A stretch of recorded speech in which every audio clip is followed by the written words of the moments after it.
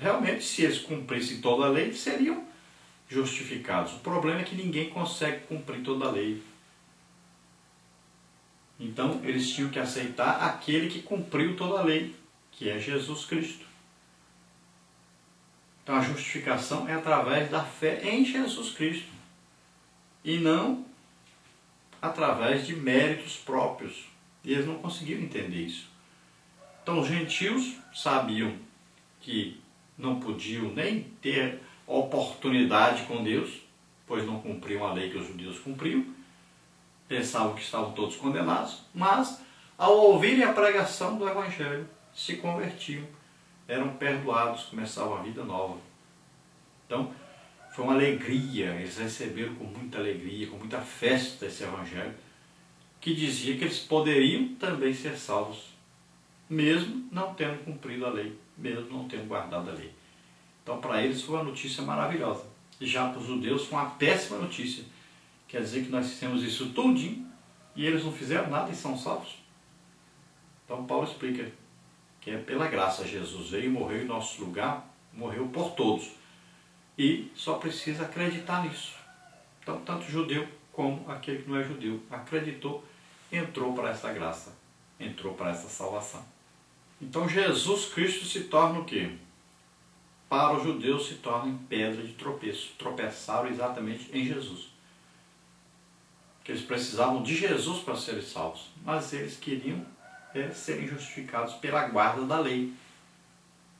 E o segredo era Jesus, não era a lei. A lei era para conduzi-los a Cristo. O fim da lei quer dizer o quê? O objetivo da lei, o que é? Jesus. Era levar as pessoas a Jesus. Eu não consigo cumprir a lei, estou condenado, então eu preciso de um Salvador. E aí a pessoa aceitava Jesus e era salva. Então aí o fim da lei quer dizer o objetivo da lei. Não é fim da lei quer dizer que acabou a lei, não. O fim da lei quer dizer o objetivo da lei é exatamente Cristo. É como se você estivesse fazendo um curso aí para dirigir um veículo, um curso de preparação. Então você faz o seguinte, o fim desse curso, qual é o objetivo, o fim desse curso? Para que fim você está estudando? Para eu me formar e poder dirigir um veículo. Entendeu? E esse fim da lei é isso aí, o objetivo da lei. Qual? É chegar a Cristo, a ser salvo. Tópico 2, tropeçaram na lei. Neste ponto o apóstolo realça algo que ele já havia argumentado desde o capítulo 3. Os judeus, ao buscarem a sua justiça própria através da lei, acabaram por rejeitar a justiça de Deus que vem através de Jesus Cristo. Romanos 10, de 1 a 4. Querer agradar a Deus seguindo os preceitos da lei era andar na direção errada, visto que Cristo é o fim da lei. Romanos 10, 4. Então o judeu, para se justificar, ele queria ser justificado através da guarda dessa lei. Então se a justiça para eles era guardar a lei, e a justiça para Deus era Jesus morrer em nosso lugar na cruz, levando os nossos pecados sobre ele, então ficava diferente. Os judeus estavam indo pelo caminho errado.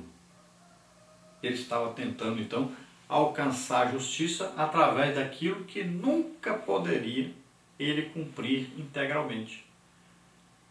Então ele nunca seria justo diante de Deus, porque ele não conseguia cumprir toda a tarefa. E Tiago diz que, cumprindo todos os mandamentos, mas você deixando de cumprir um só, você está condenado. Então olha só, poderia cumprir todos os mandamentos, os preceitos, ver tudo. Agora se errasse um, pronto, estava perdido. Olha lá, aquele jovem rico que foi a Jesus, não foi isso que aconteceu? Ele disse que guardava tudo. Tudo ele sabia, guardava, tudo ele praticava. Mas Jesus descobriu uma coisinha só. Disse, vai, vende tudo que tens, dá aos pobres, depois vem e você segue a mim. E agora o que é? Agora ele disse isso não. Por quê? Ele amava mais o seu dinheiro do que a Deus. Então ele quebrou o principal mandamento. Amarás ao Senhor teu Deus de todo o coração, de todo o entendimento. Amar a Deus sobre todas as coisas, né? E ele quebrou esse mandamento. Ele cumpria tudo, menos o mais importante. E também deixou de cumprir o segundo mais importante: amarás o teu próximo como a ti mesmo. Jesus diz, a lei dos profetas se resume a isso. Porque se ele amasse as pessoas, ele queria o bem das pessoas. Ele teria dado tudo aquilo para os pobres, mas ele não amava também as pessoas. Então olha só, às vezes a pessoa acha que está tudo bem, mas não está tudo bem.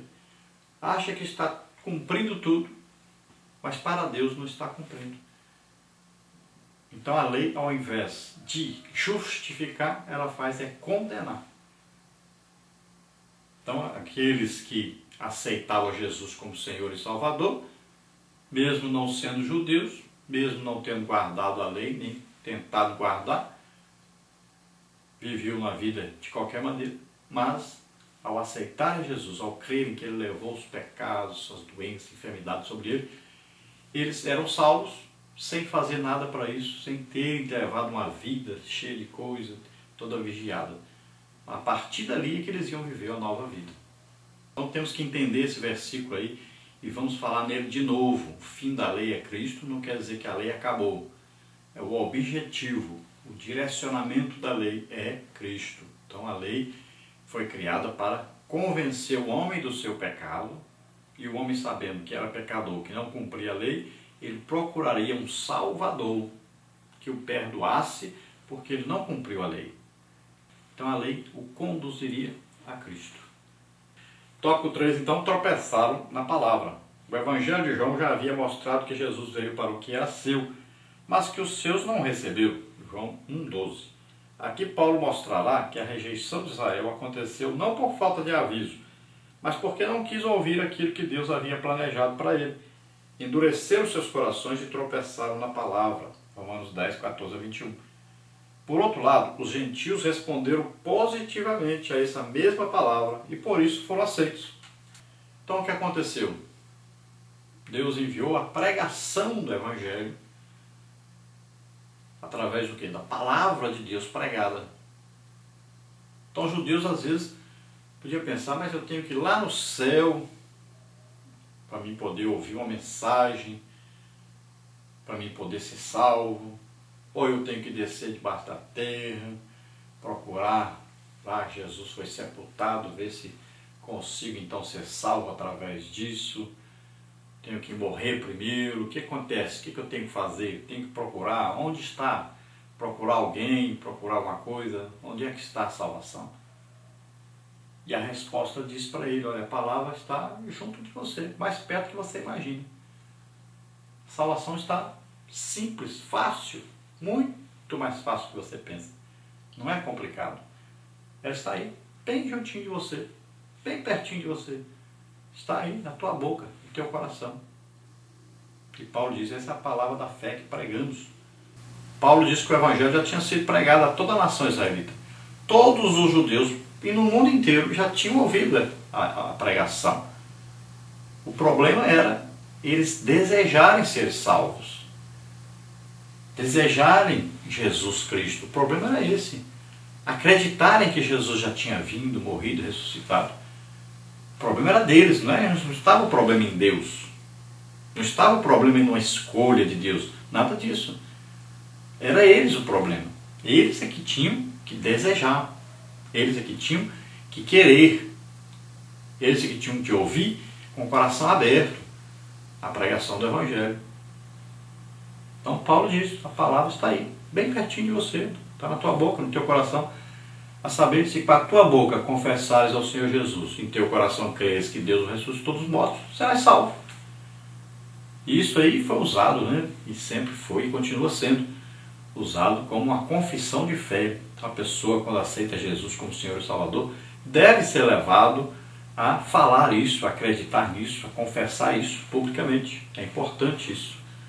Então ele deve pedir perdão a Deus pelos seus pecados e deve aceitar Jesus como Senhor e Salvador, acreditando que Jesus veio, levou sobre ele nossos pecados, doenças, enfermidades, morreu, mas ressuscitou, está vivo.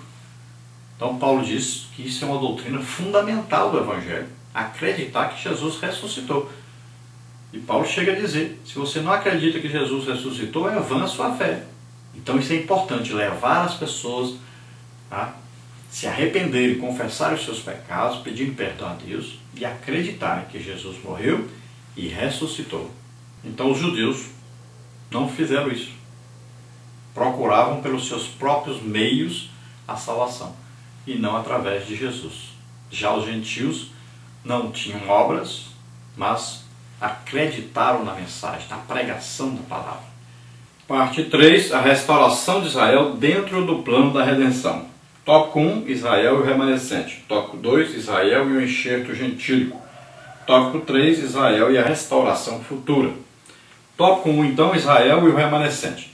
Os teólogos chamam atenção para a importância que a doutrina de um remanescente possui dentro da cultura judaica. Romanos 11, de 1 a 10. De fato, os profetas que se levantaram contra a apostasia e o formalismo religioso acreditavam que Deus tinha uma reserva formada por aqueles que eram fiéis. Veja Amós 2, 5, Isaías 1, 6, Sofonias 3, Jeremias 23. Em Romanos 11, de 1 a 10, Paulo, que se considerava um dos remanescentes, cita o exemplo de Elias.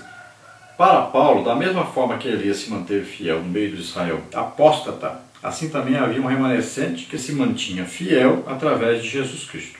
Essa ideia de remanescente é muito presente para os judeus. Então Paulo, vendo que ele estava salvo e muitos judeus salvos, então ele acreditava que Jesus estava voltando, então ele se via como um remanescente, como um dos últimos judeus e que os judeus de sua época seriam salvos. Então é isso que ele imaginava. Olha, se tem muitos judeus salvos e Jesus está voltando, se Jesus voltar agora, acontece um arrebatamento. Então os salvos são arrebatados. Então vai acontecer o quê? Vai acontecer um milênio na terra. E aí esse milênio será Jesus com os judeus. Então esses judeus que estão vivos hoje vão ser salvos. É isso que Paulo imaginava. Mas ele não sabia que Jesus não voltaria na sua época.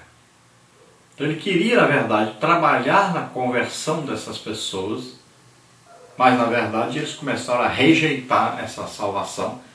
Então Paulo se voltou para os gentios que estavam se convertendo.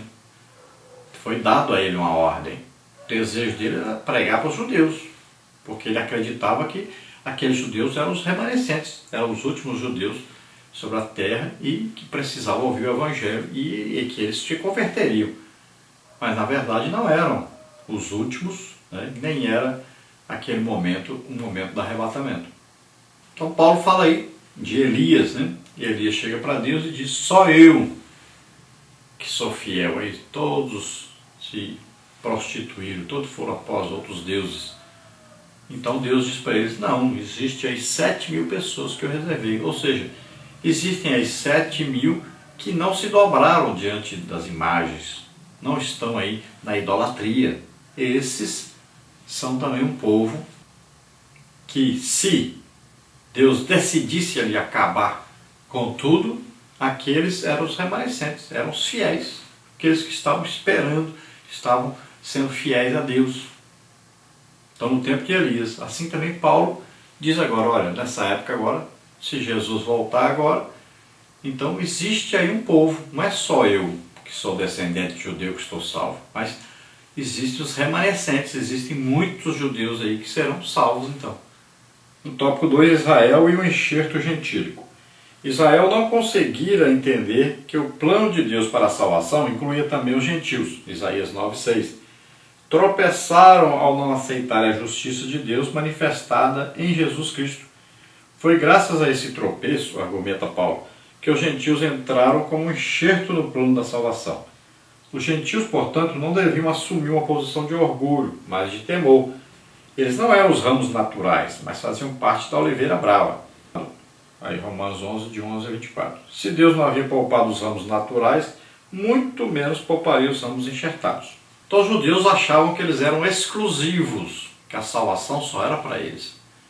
Então quando eles começam a ver os gentios sendo salvos, e Deus usando os gentios e milagres e tudo, eles ficam então com ciúmes, né? Eles ficam revoltados. E isso foi até um tropeço para eles, um motivo para eles tropeçarem, para eles ficarem mais duros ainda para ouvir o Evangelho.